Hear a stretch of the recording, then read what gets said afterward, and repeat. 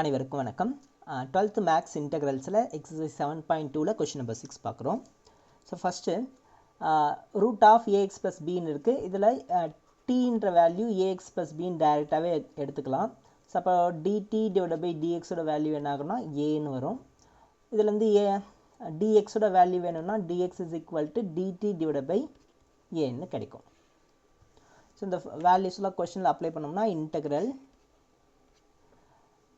root of ax plus b க்கு பதிலாக t into dt dx க்கு பதிலாக dt by dn வருது. ஸோ இந்த 1 by a வெளியே எடுத்துடுறேன். இன்டெக்ரல் t-யை t பவர் 1 by 2ன்னு எழுதிக்கலாம் into dt.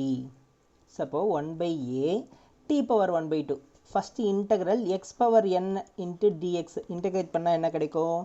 x power n plus 1 divided by n plus 1ன்னு வருமா?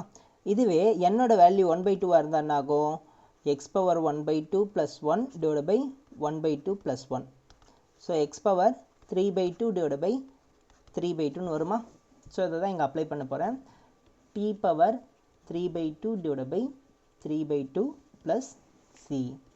ஸோ 1 by a 3 by 2 அப்படியே reciprocal ஆகும் into 2 by 3 into t power 3 by 2 plus c. So இப்போ 2 by 3a t-யோட value மட்டும் apply பண்ணிக்கிறேன். ax plus b whole power 3 by 2 plus c. So இதுதான் final answer.